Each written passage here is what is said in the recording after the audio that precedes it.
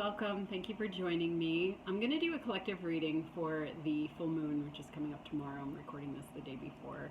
And so it's like we're coming out of the equinox energies and landing into this full moon, which is a precursor of the energies of the eclipses that are coming up in 2 weeks. So there's just like so much going on right now, and the energy is shifting so quickly.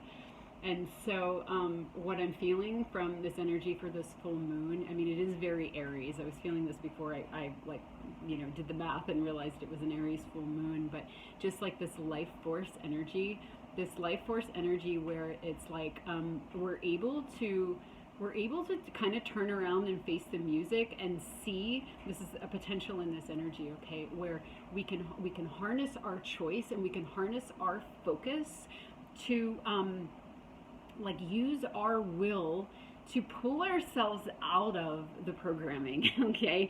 And it's like we've been working on this for a really long time. We've been working on, clearing the mind control and, unveiling and figuring out what's really going on and, all the discernment and, sifting through what's real and what's not real and, even, this person said this and, but there's something weird about that. It's like a lot of fine-tuning our intuition, which is really interesting because the collective, for the collective, for all of humanity, Chiron is in Aries.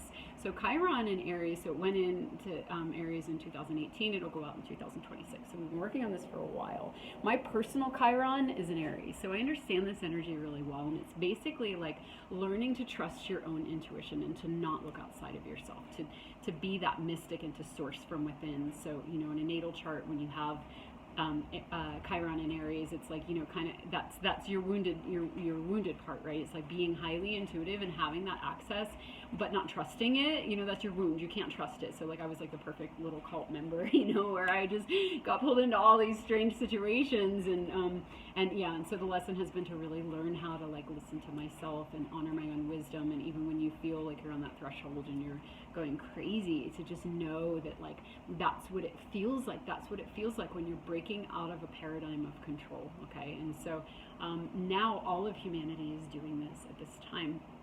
I feel like this Aries full moon is really linking up with that. I'm sure that astrologers would probably mention that. I'm not an astrologer. I like astrology. I've been interested in it for 25 years, and I know what I know, but I'm not an astrologer. But since Chiron is in Aries right now, this is an Aries full moon, and it's, linking up with these eclipses coming up in another 2 weeks. It's like I am just so feeling the energy of this. And again, it's my personal Chiron. So it's like, oh my God, I know what this is. I know what this is, where you just trust yourself. You trust yourself despite what anybody else is doing or what anybody else is saying. And you might feel like you're crazy, and you might feel like you might die if you listen to yourself, but you have to do it. You have to do it. That's the kind of energy that I'm feeling right now. Not that dramatic, not exactly that example, but this thing where there's this possibility and this potential and this support, and really, really listening to ourselves and breaking through thresholds that can really help us to land our higher timelines and this heaven on earth timeline onto earth by living it in our lives. So the last couple weeks, maybe a month, it's been like, I keep seeing it in the signs and in the collective. It's like, things have changed. The energy is different. We are starting to pull in and tune into these higher frequency potentials.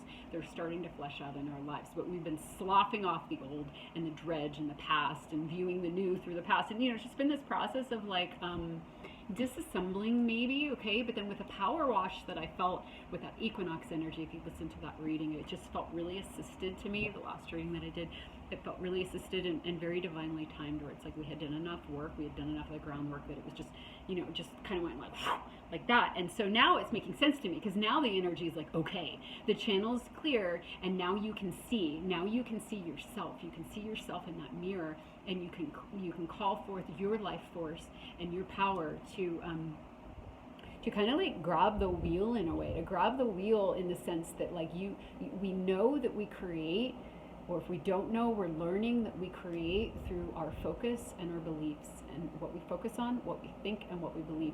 That will be what we pull into our hologram. That will be what we create. And if we're looking to the old energy and to the old frequency, and we're allowing those distortions to kind of keep us away from our intuition, then we're just adding to the old. Okay, so I feel like this is a really potent time to kind of really pierce through that veil and harness because it can be like almost like a laziness where those neural pathways are so strong that you just get pulled into unconsciousness and you just get pulled down the current. But it's kind of like that, like Aries, like, no, I'm gonna do it my way, and you're like swimming upstream because you're gonna get to that rock because that's where you want to go, even if it's really hard, and you're gonna get up there. And so it's like just a lot of power, a lot of energy, a lot of support for that, whatever that means in our lives. To okay, so let me move into the cards. Let me move into the cards and see what they want to say about this. I'm going to do an overall energy from the Animal Oracle deck. Okay, so I think we get, oh wow, beautiful. Okay. So we have eagle, spirit has your back, and the giraffe, see the big picture. So obviously, right, we're talking we're talking humanity, we're talking evolution, we're talking like going way outside, seeing what we're actually doing and where we're at in this point in human evolution and what's available to us. So I'm just going to leave that there for now, move into the tarot and see what else is said and how we want to talk about this further. Eagle is a 23 card. That's 5. That's change.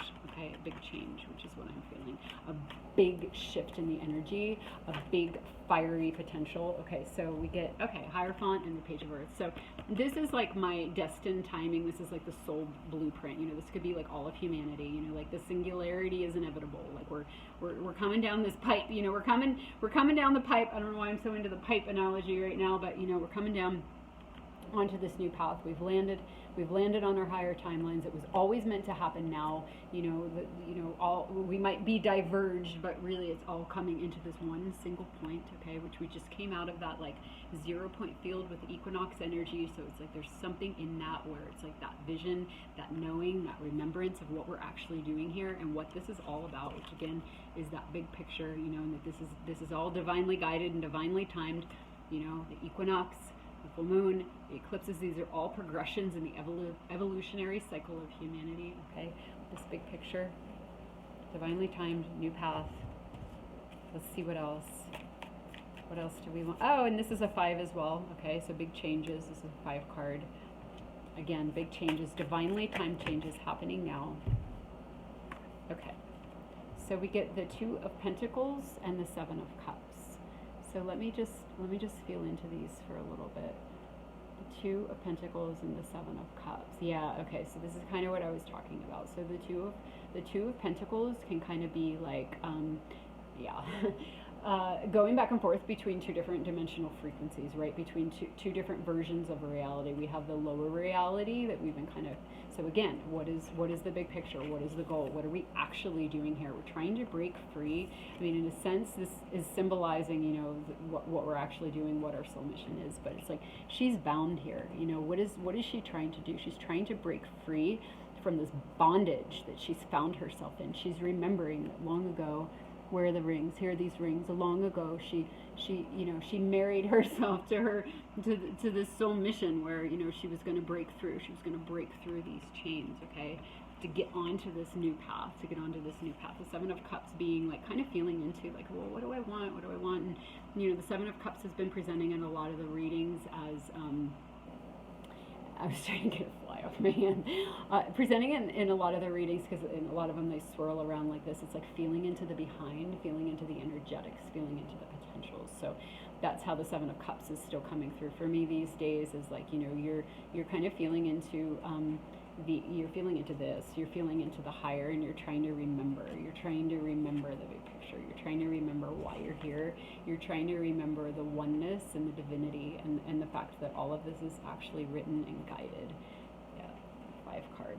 Okay, and so we're feeling into that with the 7 of Cups, and we're having this remembrance all the while. And so this has been coming up in the readings, where it's like we're getting onto this new path, but this lower timeline is, still dragging us, okay? So we've been sort of like sorting through, like, okay, I want to move forward, I feel this forward movement, but, now there's this other thing, and we've just been kind of tempering. I mean, this is kind of like the lower octave of the Temperance card, where some of the deck, she's pouring the water back and forth between these 2 cups, and she's like tempering the elements, so this being very important work that we've been doing as we've been walking on this path, okay?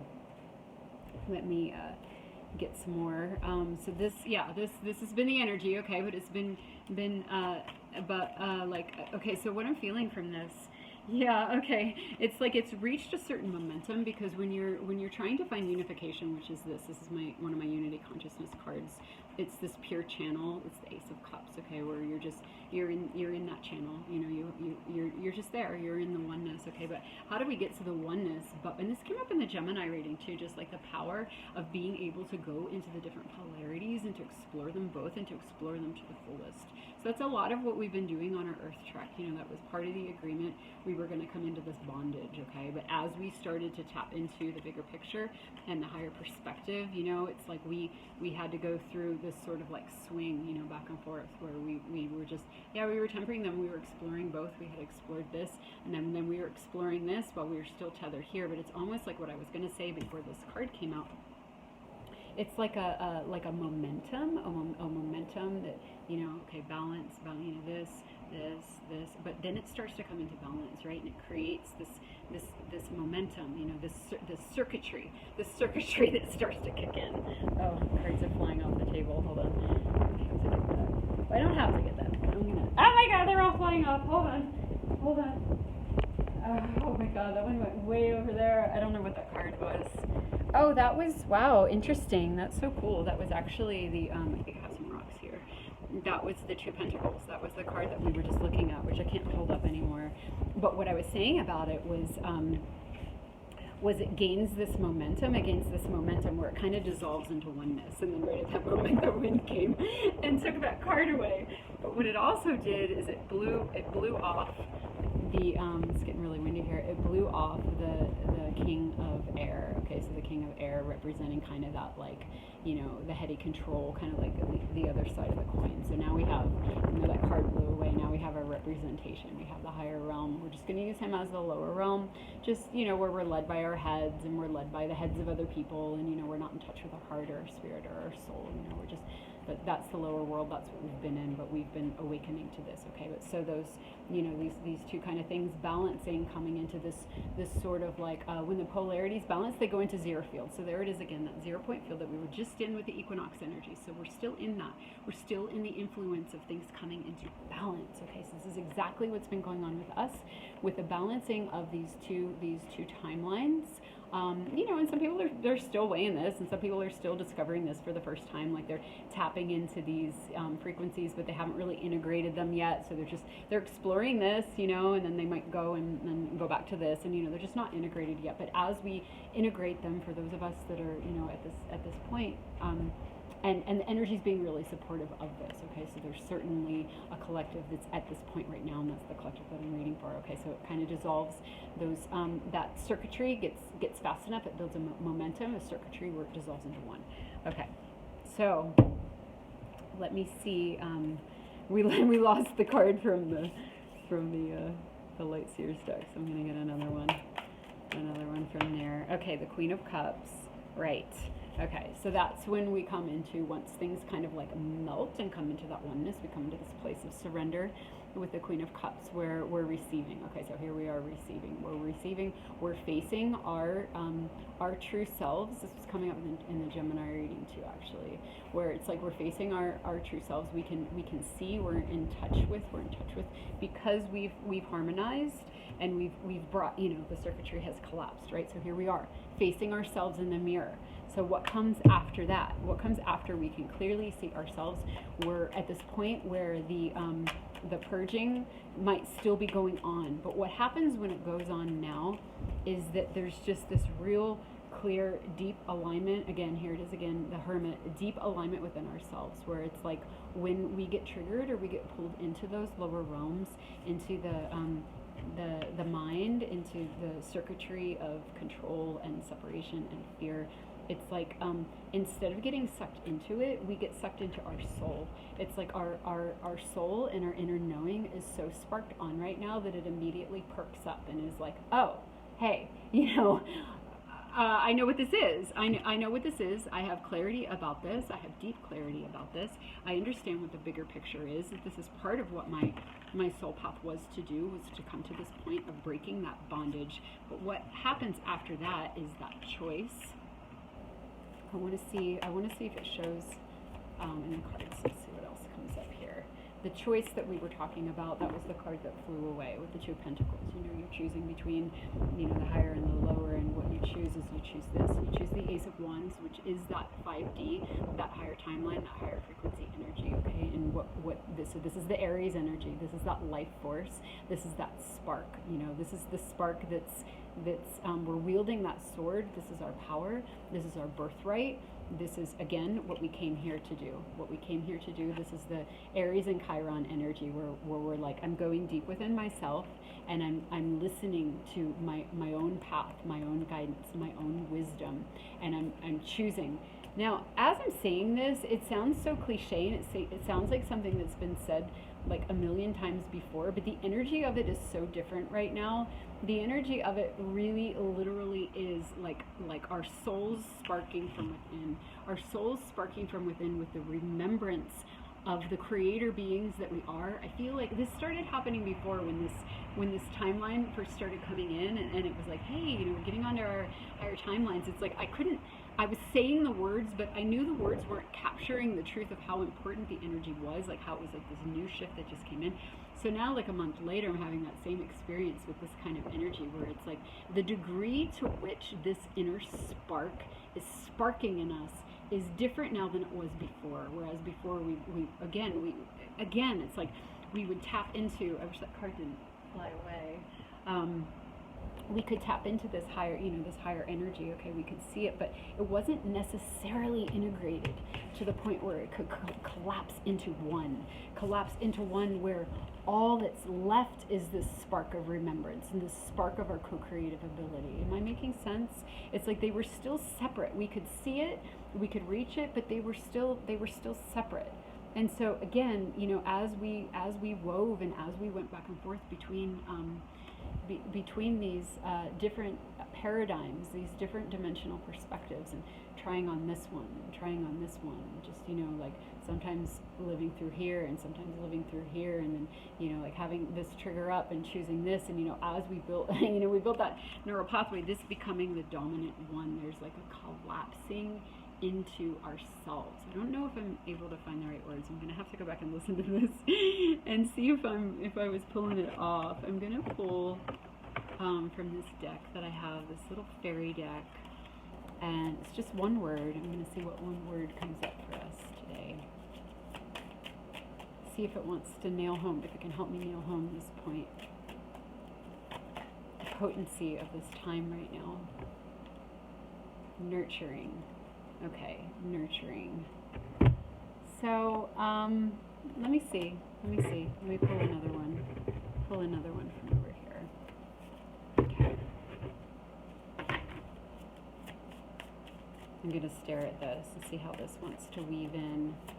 Yeah, it's like this energy. So again, it's like this energy of being so deeply with ourselves, like so deeply with ourselves, that there's just this like, so this is the Chiron and Aries thing again, where it's like we're not abandoning ourselves. We're not abandoning ourselves for the dictates or the rules or the ideas or the anything of anybody else before. And of course, again, we've been working on this for years. We've been working on seeing through this. We've been working on making different choices. We've been working on it and working on it and working on it. But this is the time where it really kind of collapses back into, you know, where we're just with ourselves. We're just with ourselves. This is kind of the Queen of Cups energy again too, where like all that's left is us. All that's left is us and our intuition, and that fiery healing, that fiery Aries and Chiron, where it's like I choose me, and I choose my version of reality, and I choose my right to harness the energies and to create. So like if we have a situation that's pulling us into density or into fear,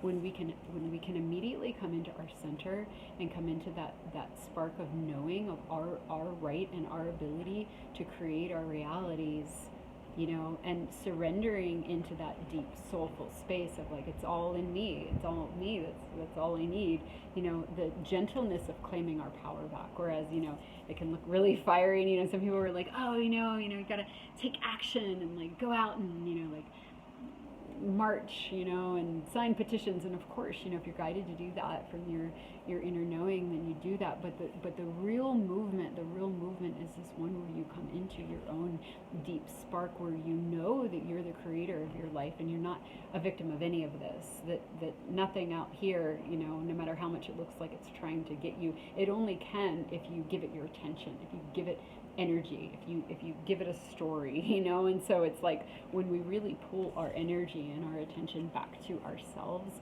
back to that deep inner spark, which again is really quiet. The spark of returning home to ourselves is very quiet, it's very gentle, it's very peaceful, and it's very empowered. It's a quiet empowerment. It takes that spark, it takes that fiery Aries spark to kind of like, like no moss, like I'm looking here and only here. But once we do that, it's very gentle. It's very gentle and quiet. And so it's interesting how these two cards kind of going together, and how this card came up. It kind of surprised me at first, because it's like, well, that's a completely different energy, but it really is. It's like, this is the threshold, this is the walk through the threshold, where we're no longer swinging back and forth. We walk the whole way in to knowing that we have this power, and once we come into that power, it's just this beautiful self-alignment. So let's see what else wants to come up. I'm going to go back into the good tarot. Yeah, oh my god, that's so beautiful. Okay, so yeah, once we get to this beautiful self-alignment, the next cards that we get are the Ten of Earth and the World card. Okay, so both of these being completion cards, because the Ten of Earth comes after the Nine of Earth. The Nine of Earth is when you have everything that you need and you're all poised to receive your 10th pentacle. We've all kind of been in that energy where it's like, okay, I've done the work, I'm ready, when's it coming? And it's like, it was waiting for this spark deep within us, this spark deep within us, where we claim our ability to define our realities for ourselves. Again, Aries and Chiron. Nobody else is telling us anything. We're listening to our intuition. We're deeply with ourselves in this quiet, nurturing way, where all the answers are coming from within us. This profound self-alignment. Cutting my head off. And at that point, it's kind of the same thing as when these two polarities reach that 0 point field and they collapse into one. It's a fast movement. They collapse into one. There's this deep spark within the soul, and then there's this quiet kind of knowing, where we just live from this place of knowing from within ourselves. There's no more fear. There's no more self-doubt. There's no more back and forth. It's just this. And if there is any of that comes up, it's like, again, we immediately go into this empowerment within. The choice has already been made. It's like an activation. It's an activation of our life force. It's an activation of our free will to choose divine will, in a sense, to choose alignment. Okay, to choose alignment. And then everything, and then in that collapse, in the next movement, is when things start flushing in for us. That's when we complete the cycle. We complete the cycle of being trapped in these lower realms, and the back and forth, and the back and forth, and all the integration. The back and forth is only an integration. You have to, if you go way over into the light, you have to go way over into the dark to kind of like go clean up over there. And after you clean up over there, then you get to jump another level. And it's just like kind of what we've been doing. This integration, and it's it's been a journey. It's kind of how life has been, how we've known it, even if we weren't quite aware of it that way. That's what we've been doing. We've been weaving the light into the dark, weaving the light into the conscious, into the unconscious. We had to do that integration. If we didn't do that integration, then we were just kind of like,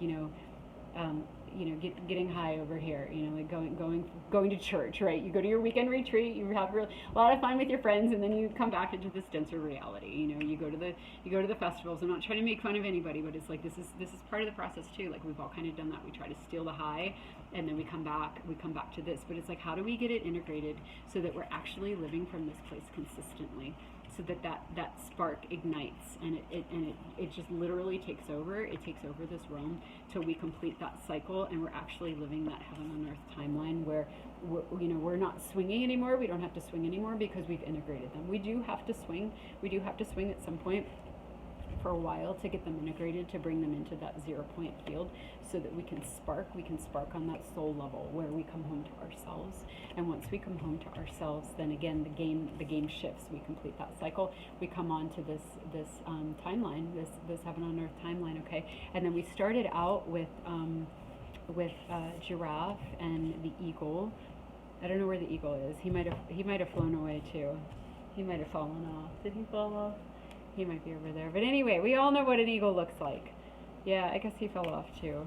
And so, but this big picture, remembering that this is what we're doing, that this is why we're here. And so that's part of this as well. When we come into this, it's like, oh my God, I remember now, like all these distractions and, all of the games that I've been playing because I just started playing them a long time ago and I just wasn't conscious of them. It's like the collapsing and the remembering, the sparking of that remembrance of what this is really about.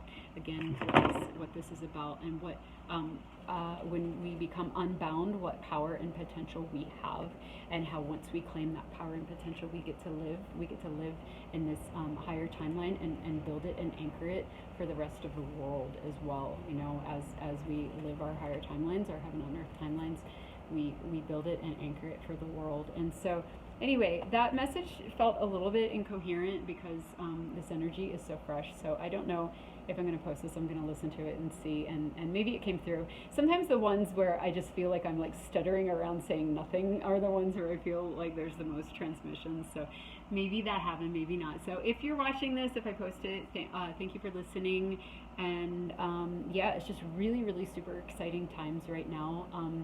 And again, just that momentum that's building, and it almost feels like there's so many of us sparking on, and I was picking up on this in the equinox reading too, like with that power wash. But now I'm realizing the power wash, feeling that assisted cleansing, was really about clearing the way for this spark within, where again, it's like what we do inside of ourselves ripples outward. So if enough of us are sparked on, sparked on in this way, where we're in this different frequency, where we've completed this game. It's like we're going to start seeing changes in the world. We're going to start seeing things flesh out. We're going to start seeing more choices being made from this inner alignment throughout us all. So really exciting times, and who knows what's going to happen through the eclipses. But I feel like this time right now is preparing us for that first sort of the purging, and then that like 0 point field where we're able to clear out, and now this activation of readiness, this awareness, this clear seeing. Okay, so I look forward to seeing how it continues to flesh out. I may end up coming on again after the full moon, because sometimes things become really clear after that. And there go all the cards. All right, thank you, much love to you all, and I'll see you next time if I do.